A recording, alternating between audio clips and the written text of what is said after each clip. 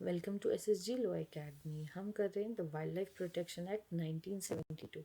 ये एक बहुत इंपॉर्टेंट एक्ट है एग्जाम के पॉइंट ऑफ व्यू से। नेट में तो ये इसके रिलेटेड 4 से 5 क्वेश्चन आते ही हैं। Apart from that Himachal Pradesh judiciary में भी ये लोकल लॉज के रूप में प्रेजेंट है।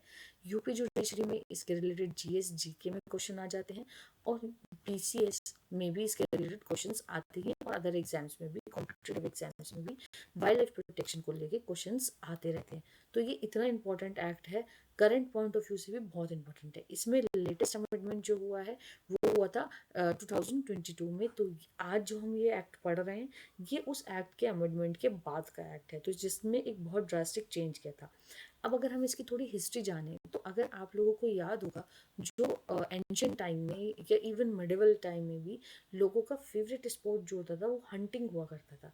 हंटिंग में वो वाइल्ड एनिमल्स को मारते थे, फिर उसको एज अ ट्रॉफीज अपने घर में, अपने लिविंग रूम में डेकोरेट करते थे। ठीक है, अब जब वाइल्ड लाइफ को वो मारते थे और हंटिंग एक फेवरेट स्पोर्ट था, तो वाइल्ड लाइफ को प्रोटेक्ट करने के लिए उन्हें लॉज बनाने पड़े, क्योंकि उन्होंने देखा कि बहुत सारे ऐसे एनिमल्स हैं जो एक्सटेंट हो चुके हैं, जो अब खतरे में हैं, उनकी पॉपुलेशन बहुत ज़्यादा कम हो चुकी है।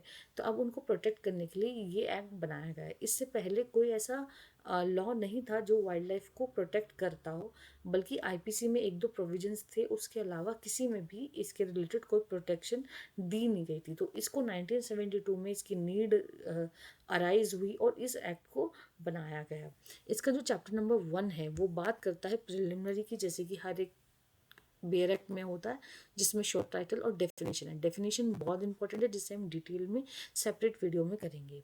चैप्टर नंबर 2 इसकी अथॉरिटीज़ की बात करता है, जो अपॉइंट होंगी और कॉन्स्टिट्यूट की जाएंगी इस एक्ट में। अब जैसे अथॉरिटीज़ कैसे हो गई, डायरेक्टर्स और अदर ऑफिसर्स, लाइफ वार्डन्स और अदर ऑफिसर्स, नेशनल बोर्ड, ठीक है, स्टैंडिंग कमेटी, नेशनल बोर्ड के functions, standing committee of the boards. तो इन सब के बारे में हमें चैप्टर नंबर 2 में बताया जाएगा। फिर बताया गया hunting of a wild animal. जो मैं अभी बता रही थी कि वाइल्ड एनिमल्स की जो हंटिंग हुआ करती थी वो फेवरेट स्पॉट हुआ जाता था, और लोग उसको अपने मेहमानों को, गेस्टों को दिखाते थे कि देखो हमारे ग्रैंड फादर ने ये इस एनिमल का शिकार किया था। तो अब उसको चैप्टर नंबर 3 में प्रोहिबिटेड कर दिया। फिर सेक्शन नंबर 9 में उसको प्रोहिबिटेड कर देते हैं, लेकिन कुछ सर्कमस्टांसेस पे चैप्टर सेक्शन नंबर 11 में उसको परमिट भी किया है। लेकिन एक स्पेशल परमिट ये भी ग्रांट की गई है चैप्टर नंबर सेक्शन नंबर 12 में। चैप्टर नंबर 3 बात करता है प्रोटेक्शन ऑफ स्पेसिफाइड प्लांट्स। एक स्पेसिफाइड प्लांट्स जो होती है ना, उसको प्रोटेक्शन देना। तो वाइल्ड लाइफ एनिमल्स सिर्फ एनिमल्स की नहीं बात करता, बल्कि प्लांट्स की भी बात करता है। प्लांट्स को भी प्रोटेक्ट किया जा रहा है, तो उसके रिलेटेड चैप्टर नंबर 3A दिया गया है। फिर चैप्टर नंबर 4 में प्रोटेक्टेड एरियाज दिए गए हैं। प्रोटेक्टेड एरियाज जैसे जो हमने प्रीवियस एक्ट किया था, फॉरेस्ट एक्ट, उसमें हमने रिजर्व फॉरेस्ट, विलेज फॉरेस्ट और प्रोटेक्टेड फॉरेस्ट की बात की गई थी। लेकिन यहाँ चैप्टर नंबर 4 जो है वो प्रोटेक्टेड एरियाज की बात करता है, जैसे सेंचुरीज बना के वो एरियाज को प्रोटेक्ट कर रहे हैं, नेशनल पार्क्स बना के एरियाज को प्रोटेक्ट कर रहे हैं, वहाँ के एनिमल्स को प्रोटेक्ट कर रहे हैं। और सेंचुरीज और नेशनल पार्क में ये है कि इन दोनों में जो डिफरेंस होता है वो ये होता है कि कितना एक्सेस ये कॉमन लोगों को वहाँ पर दे देते हैं। ठीक है, तीसरा कैटेगरी जो थी वो थी क्लोज्ड एरिया, जो कि अब ओमिट हो चुका है। तो इस तरीके से इन्होंने यहाँ पर एक रिजर्व्ड एरिया बनाया है, ताकि जो वहाँ की वाइल्ड लाइफ है उसको बचा सके। 2022 के अमेंडमेंट से ये चैप्टर जो है वो ऐड किया गया है, चैप्टर नंबर 4 है, जो सेंट्रल जू अथॉरिटी और रिकॉग्नाइजेशन ऑफ जू की बात करता है।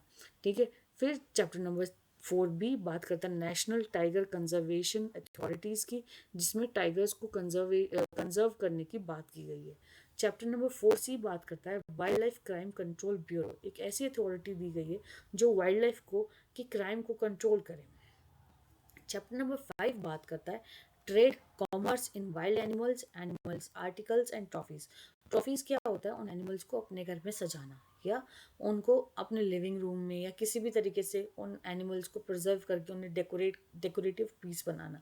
एनिमल आर्टिकल्स जैसे आप जो एलिफेंट्स होते हैं उनके टीथ से ज्वेलरीज बनाना। इस तरीके से ट्रेड या कॉमर्स करना वाइल्ड एनिमल्स का, उनके आर्टिकल्स का, या उनको एज अ ट्रॉफीज रखना। चैप्टर नंबर 5A बात करता है prohibition of trade and commerce in trophies, animals, articles etcetera drive from certain animals. वो एक सर्टन एनिमल्स को रिलेटेड उन जो ट्रेड और कॉमर्स होता है उनको प्रोहिबिटेड करने के लिए चैप्टर नंबर 5A है। 5 भी बात करता है regulation of international trade in endangered species of wild fauna and flora as per the Convention on International Trade in Endangered Species of Wild Fauna and Fauna। ये जो है CITEWFF,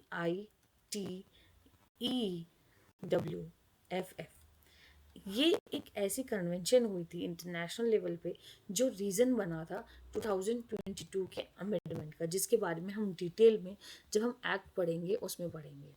चैप्टर नंबर 6 बात करता है prevention and detention of offences.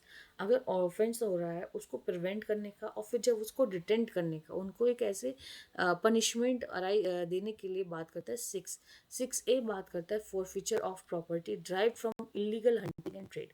एक ऐसी property को forfeiture करना जो इलीगल हंटिंग से या ट्रेड से ड्राइव की गई हो। चैप्टर नंबर 7 जो लास्ट चैप्टर है इसका, वो मिसलिनियस चैप्टर होता है। उसमें जो रिमेनिंग सेक्शंस हैं उनको इन्होंने डाले हैं, और टोटल मिला के जो चैप्टर हुए हैं वो हुए हैं चैप्टर 7 चैप्टर्स, और सेक्शंस हुए हैं 66 section.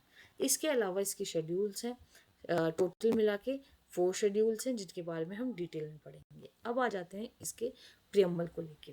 Wild life protection act 1972 का एक्ट है। ये नेट का फेवरेट क्वेश्चन है कि वाइल्ड लाइफ प्रोटेक्शन एक्ट कौन से ईयर का है या कौन से ईयर को एनेक्ट हुआ था। तो ये एनेक्ट हुआ था 9 सितंबर 1972 को। ये एक्ट नंबर 53 है 1972 का।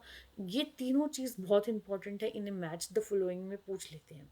An act to provide for the conservation, protection, management of wildlife and for the matters connected therewith or ancillary or incidental thereto with the view to ensuring the ecological and environmental security of the country।